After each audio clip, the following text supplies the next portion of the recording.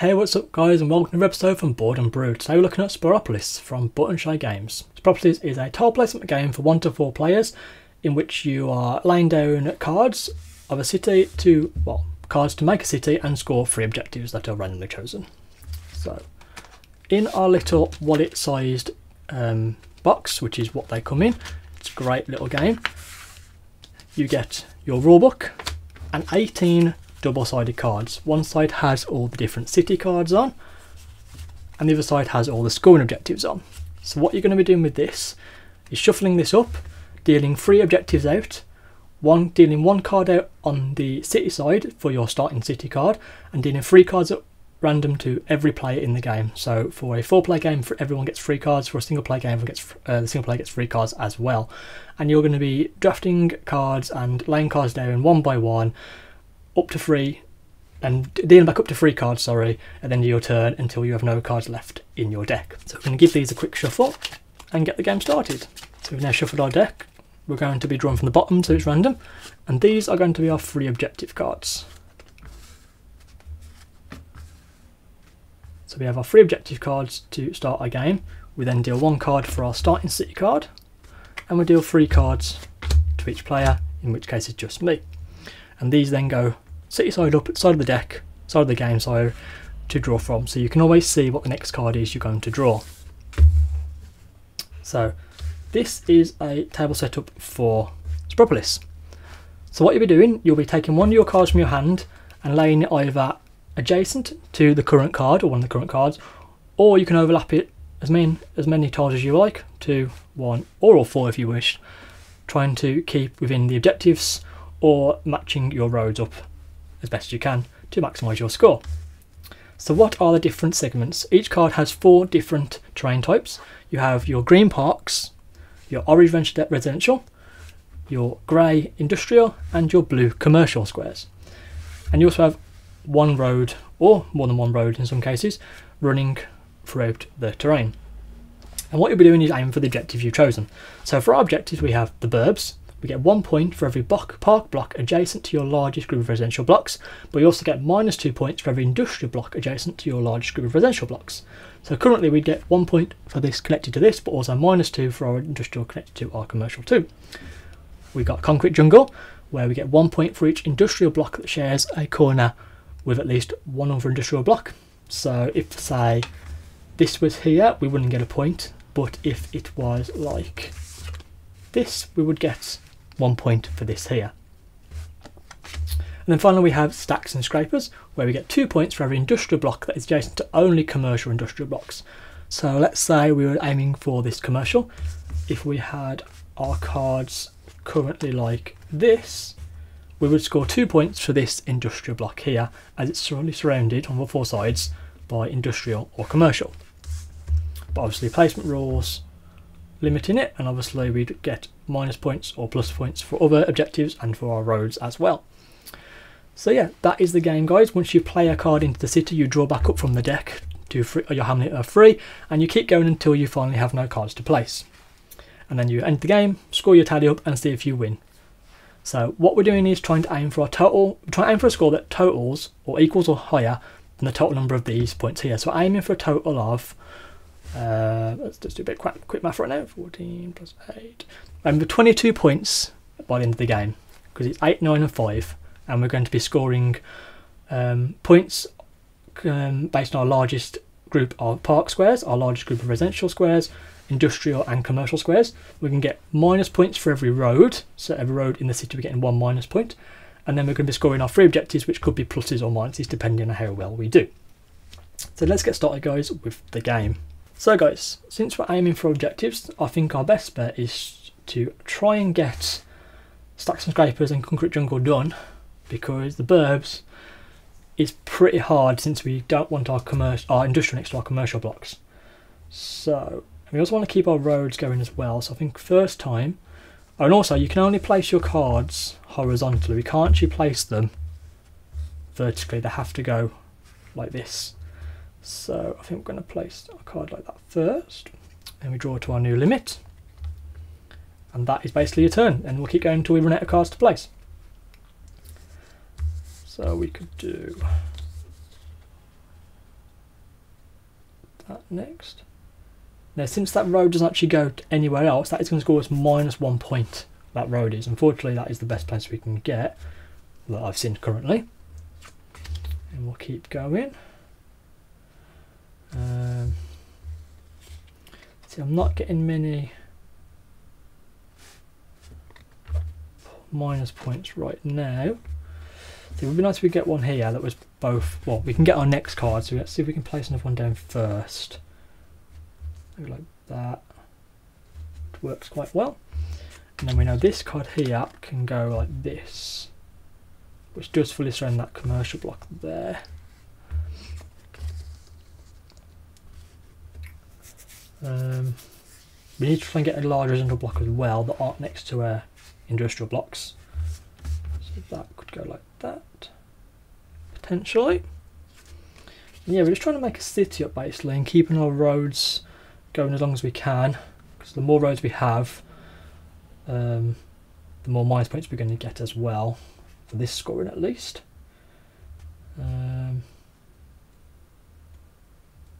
That works. Unfortunately that doesn't work though, because we get -2 points that we are getting. That will equal out though, currently. We're obviously going to get points here and points here, and here right now. We just need to keep our reservoir blocks going as much as we can. So right now I'm going to try and get a bit more of our burbs with these points as well. Just keep drawing up to our limit of 3 and placing cards down to get our objectives done. None of these cards really work for this, unfortunately, and we can't really place that either. We can try and get some more of these down. We could try and aim for that one actually, that might be worthwhile. But again, we haven't really got... We can't place cards underneath cards as well, we have to place them on top. So right now we've got a bit of a predicament. I might try and do that. Keeps the road going at least. New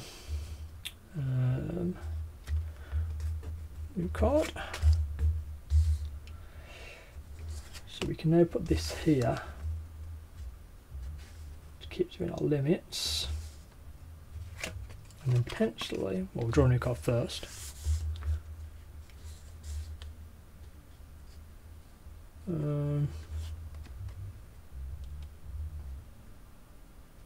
That works, keeps the road going. So down to our 3 cards and 1 more draw. May just put that there, honestly. Gives us a couple points there. And then if I can try and connect, doesn't really get points for that unfortunately. So we haven't got high scorers, but they are quite difficult with the ones we've got. And these are our last 3 cards now, since there's no more draw pile. We've only got a 4x4 residential block right now, with 4 points next to it and -2. We could do with maybe covering it, but I don't think we can. If I'm honest. We could just try and... We don't really want to cover up. Could just place them up here. So, unfortunately, all our parks are not adjacent to our residential squares. Obviously, we can just place like that. That'll give us 2 points.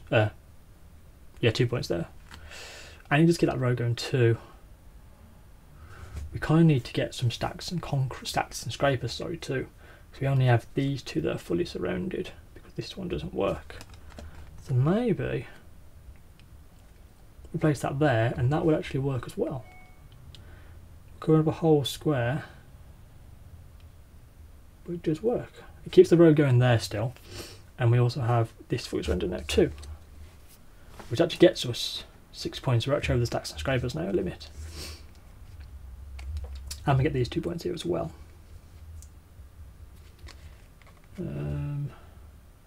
Keep that road going there. I would like to kind of do this. Let's get rid of the park, it just adds onto it. Let's maybe do that. Or we can do then not there.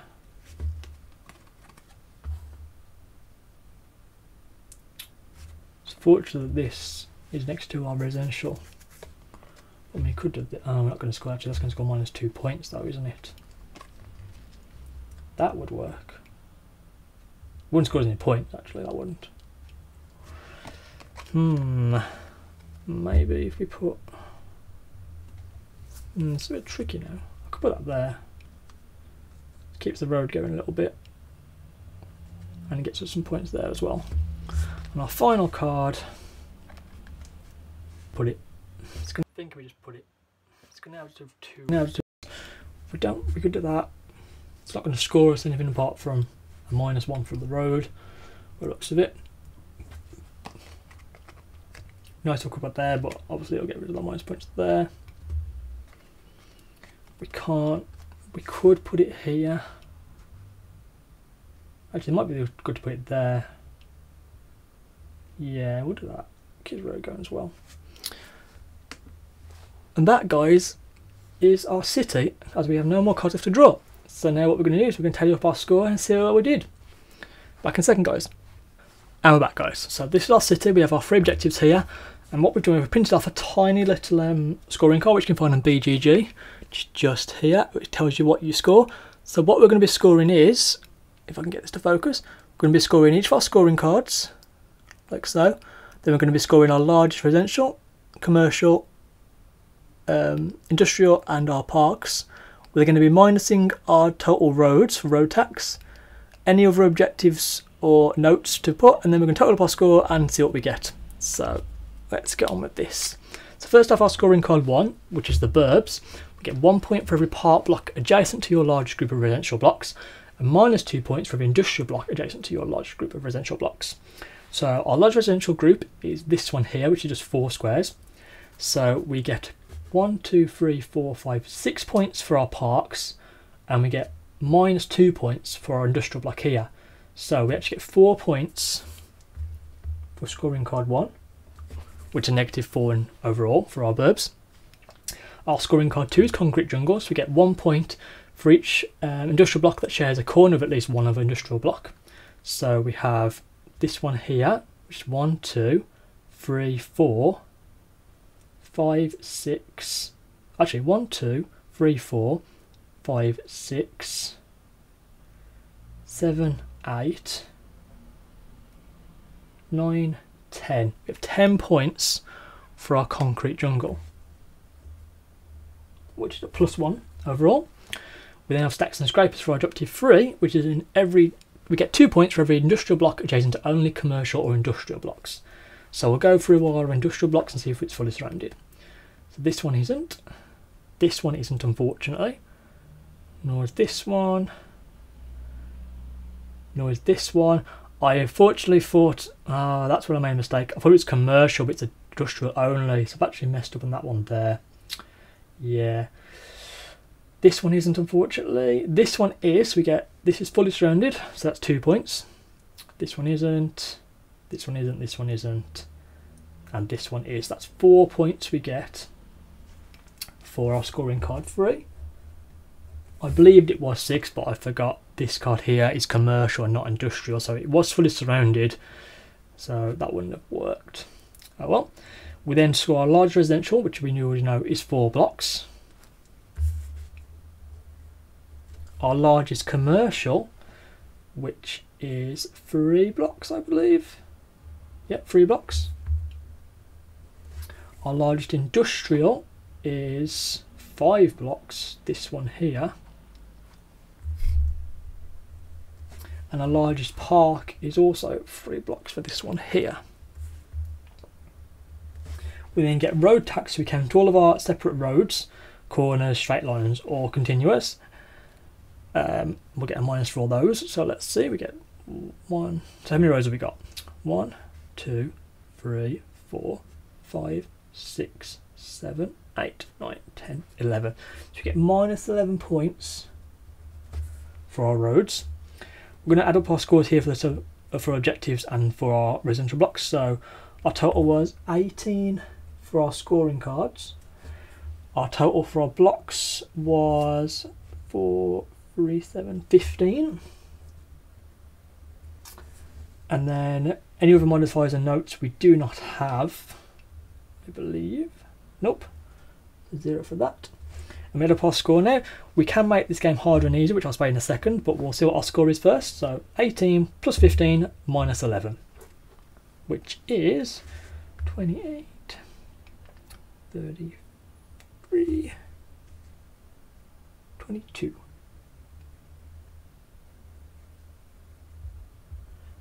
So we got 22 points, and our target was 8, 9 and 5, which is 17, 22, I believe. So yeah, we're aiming for 22, we got 22, means we won the game. Now, we can make the game harder by only scoring one of your largest blocks, so you can either score residential, commercial, industrial or parks. Obviously, if you make it hard, you'd only score 5 points for your largest industrial. And you can also make the game easier by not doing tax roads, so you actually wouldn't get your minus points for each of your roads, which actually makes the game a lot easier. But overall, we did well. We got, as you can see right here, 22 points of all that. You can name your city at the bottom with a date, which we will do quickly here. So, Board and Brew Town. And the date today is the 25th of the 10th, 19. And there you go, guys. That is our final score for the game. We aimed for 22 and we got 22. And as you can see, we have a nice little city, many parks, quite a bit industrial unfortunately, but that was what our city was aiming for. Concrete jungle with stacks and scrapers and a little bit of the burbs on the side. So yeah, guys. It's a really quick 15-minute game. You can play anywhere. It's only 18 cards because the cards are double-sided. Fits in the size of a wallet, as you can see here. And yeah, I really enjoy it. I played quite a lot so far. Lots of different objectives. Obviously, it's 18 objective cards, which are all different. So obviously, you've got Bloom Boom, Tourist Traps, Block Party, Morning Commute. There's lots of different objectives here with different ways of scoring. You also have your different cards with both sides on, so there's a couple more different layouts here as well which you can use. And every time you play this game, it's going to be different objectives, different layouts, different scoring. And yeah, I really enjoy it from Button Show Games. I'm hoping I'm going to be getting a few more of these games because all their games come in these wallet shapes, so you can take them anywhere you want, play them on planes, at work, in the office, and it's wonderful players. You can play cooperatively as well. So yeah, this has been Board and Brew, this has been Sprawlopolis solo playthrough, and I hope you've enjoyed it, guys. Don't forget to like, subscribe and follow the channel. Leave a comment below if you've played it. Let me know what you think. Let me know how well you've done. What's your best score as well? Have you got plus 30 on one game? Have you dominated your scoring cards? Have you unfortunately been dominated by your scoring cards? Let me know in the comments below. Let me know what games you'd like to see next and I'll try and get them up for you. This has been Board and Brew and I'll see you next time, guys. Over and out.